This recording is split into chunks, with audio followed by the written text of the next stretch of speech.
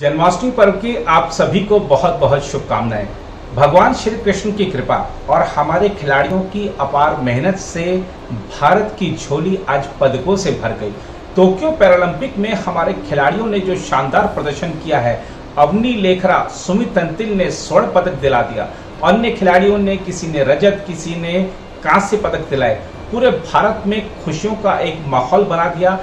श्री कृष्ण जन्माष्टमी पर वैसे ही उत्सव का माहौल है और इस उत्सव के आनंद का जो वर्धन है वो और हो गया इन पदकों को पाकर। इस पर आज विस्तृत बात करेंगे। साथ ही बात करेंगे जो करनाल में पुलिस लाठीचार्ज हुआ किसानों पर, उस पर हो रही राजनीति की।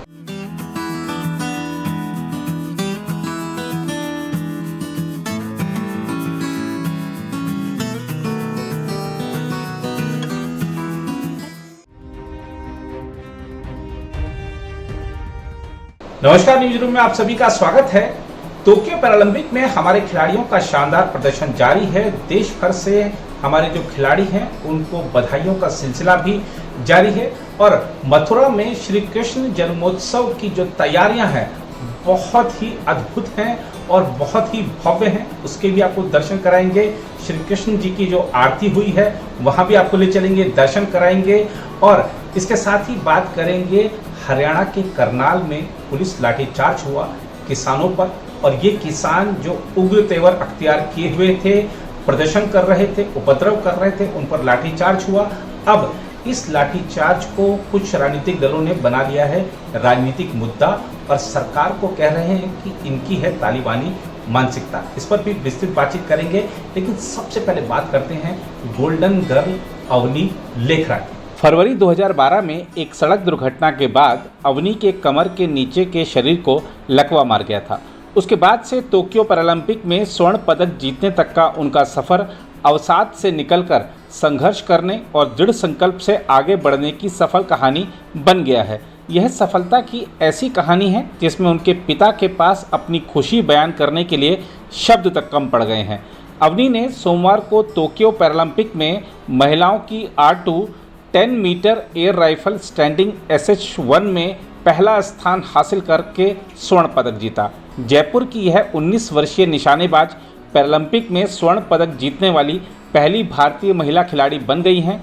अवनी के पिता प्रवीण लेखरा ने बेटी की सफलता पर कहा कि उनके पास अपनी खुशी व्यक्त करने के लिए शब्द नहीं हैं। प्रवीण राजकीय सेवा में हैं।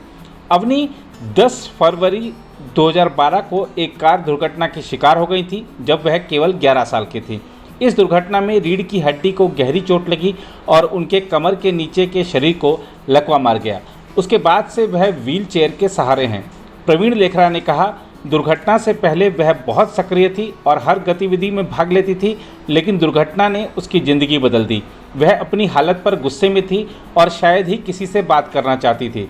बदलाव के लिए मैं उसे जयपुर के जगतपुरा में JDA शूटिंग रेंज में ले गया, जहां उसमें शूटिंग में रुचि पैदा हुई। प्रवीण ने बताया कि उन्होंने अवनी को शूटर अभिनव बिंद्रा की जीवनी भी पढ़ने के लिए दी और उसे पढ़ने के बाद अवनी के मन में ख्याल आया कि वह शूटिंग भी कर सकती हैं और अप्रैल 2015 से वह लगभग नियमित रूप से शूटिंग रेंज में जाने लगी। पिता के मुताबिक हालांकि शुरुआत में उसे व्हील चेयर चलाने में दिक्कतों का सामना करना पड़ा, जो कि मानदंडों के मुताबिक नहीं थी। इसके अलावा बंदूक और शूटिंग किट भी उपलब्ध नहीं थी। उन्होंने कहा, हालांकि कोच ने पूरा सहयोग दिया और उसने अच्छा प्रदर्शन करना शुरू कर दिया। अपने दृढ़ संकल्प के साथ उसने खेल में उत्कृष्ट प्रदर्शन किया और राज्य स्तर पर स्वर्ण पदक और 2015 में राष्ट्रीय स्तर पर कांस्य पदक जीता। यह सिर्फ शुरुआत थी और आज उसने पैरालंपिक में स्वर्ण पदक जीता है, जिसकी बहुत उम्मीद थी। जब से उनकी बेटी द्वारा देश का नाम रोशन करने की खबर आई, तब से लेखरा के पास फ़ोन कॉल्स की बाढ़ आ गई है। अवनी के दादाजी भी बेहद खुश हैं। इससे बढ़कर और कोई खुशी हो ही नहीं सकती कि हमारी पोती अवनी लेखरा ने ओलंपिक में गोल्ड जीता है और ये इसकी मेहनत का मतलब फल इसको मिला है। इससे बहुत ही खुशी है।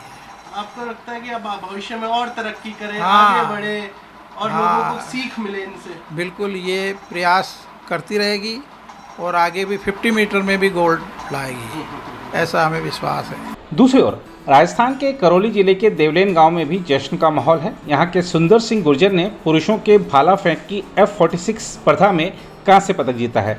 अवनी लेखरा और सुंदर सिंह गुर्जर के अलावा पैरालंपिक में रजत पदक जीतने वाले भाला फेंक खिलाड़ी देवेंद्र झाझड़िया भी राजस्थान के हैं।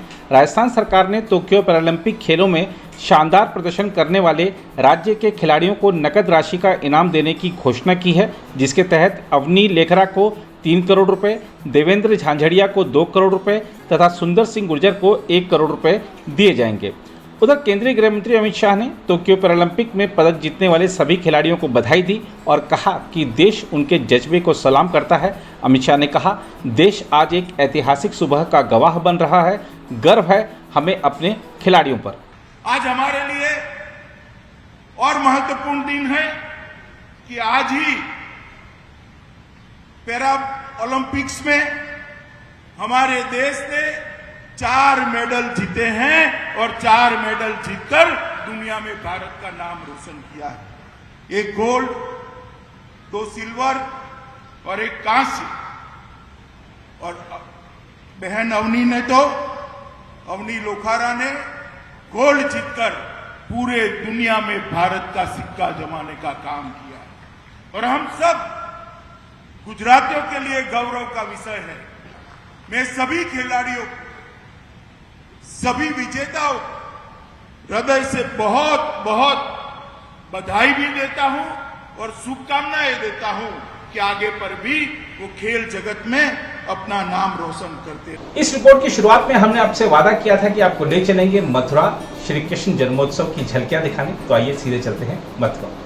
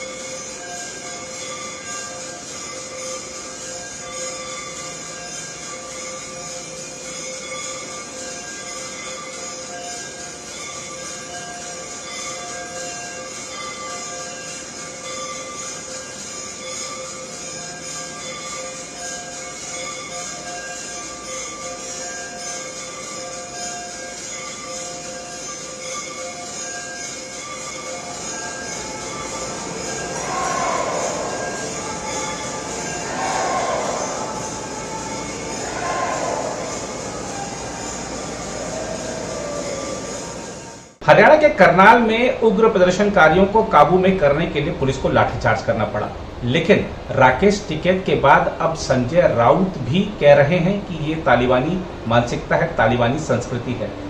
क्या कानून व्यवस्था बनाए रखने के लिए कदम उठाना तालिबानी संस्कृति है? और जो लोग आज सरकार में हैं, यदि उनको ऐसी ही स्थितियों का सामना करना पड़े तो क्या वो इस तरह की जो कार्रवाई करनाल में हुई है नहीं करेंगे? एक सवाल अपने आप में उठता है कि जब विपक्ष में होते हैं नेता तब कुछ कहते हैं, जब सत्ता में होते हैं तब उनके सुर अलग होते हैं। आइए आपको दिखाते हैं हरियाणा के करनाल में जो पुलिस लाठीचार्ज हुआ है उसको किस तरह से मुद्दा बना रहे हैं संजय राउत, और उसके बाद आपको सुनाएंगे राकेश टिकैत ने क्या कहा। किसानों पर हमला होना इस देश के लिए बहुत ही शर्मनाक है। ये एक प्रकार से तालिबानी मानसिकता है। जो किसान 2 साल से अपने न्याय के लिए बैठे हैं गाजीपुर बॉर्डर पे, हरियाणा बॉर्डर पे, जो किसान अपने न्याय के लिए आवाज़ उठाते हैं, उनको सीधा सर फोड़ने का आदेश आपका एक एसडीएम देता है और सरकार को उसकी थोड़ी भी वेदना नहीं होती, तो ये सरकार कैसे गरीबों की और किसानों की सरकार आप बोल सकते हो? आप किसानों के मन की बात नहीं सुनते। जिस दिन जालियानवाला बाग का स्मृति दिन मेमोरियल कुछ कार्यक्रम चल रहा था, हिंदुस्तान के स्वतंत्रता संग्राम को 75 साल हो गए, उसका उत्सव हम मना रहे हैं। और जिस किसानों ने देश के स्वतंत्रता के लिए बड़ा योगदान दिया, बलिदान दिया, उसको आज भी आप गुलाम समझते हो। और तो कार्रवाई कर दो, उसकी कार्रवाई क्या करो, उसकी तो पोस्टिंग कर दो वहाँ पे, यहाँ पे दे दो, भारत सरकार को लिखो और उसकी पोस्टिंग तो नक्सली क्षेत्र में कर देनी चाहिए। ऐसे अधिकारी की वहाँ पे जरूरत है। हम खालिस्तानी हैं, आपने कोई देखा हो कोई खालिस्तानी स्टेट यहाँ पे हो? भाई आपके चैनल पर चलते हुए देखा हमने कि खालिस्तानी सरकार ने कहा अगर हम खालिस्तानी हैं तो यहाँ पे सरकारी तालिबानों का देश पे कब्जा हो चुका है। उनका पहला कमांडर देश में मिल गया है, आईएस के रूप में मिल गया पहला कमांडर उसका। मुद्दे हुए हैं, यहाँ पे आए हैं, यहाँ पे खरीद तो होती नहीं। जो किसानों से बातचीत हुई है, यहाँ पे कभी एमएसपी पे खरीद नहीं होती इस क्षेत्र में। क्या इस क्षेत्र को दबा कुचला माना गया इसलिए नहीं होती? ये क्षेत्र आंदोलन नहीं करता इसलिए नहीं होती? यहाँ पे 800 रुपए में धान की उनकी खरीद होती है, 1200 से 1300 रुपए गेहूं की खरीद होती है। यहाँ बाजरे की 800 और 1000 रुपए पे खरीद होती है। क्या ये क्षेत्र इतना कमजोर है? ये एमएसपी जो भारत सरकार का मिनिमम सपोर्ट प्राइस है उस पर खरीद नहीं होगी। अगर आप भी लेना चाहते हैं देश दुनिया की तमाम जानकारी तो आज ही सब्सक्राइब करें हमारे चैनल को। साथ ही नीचे दिए बेल आइकन को जरूर दबाएं ताकि हर अपडेट आप तक पहुंच सके।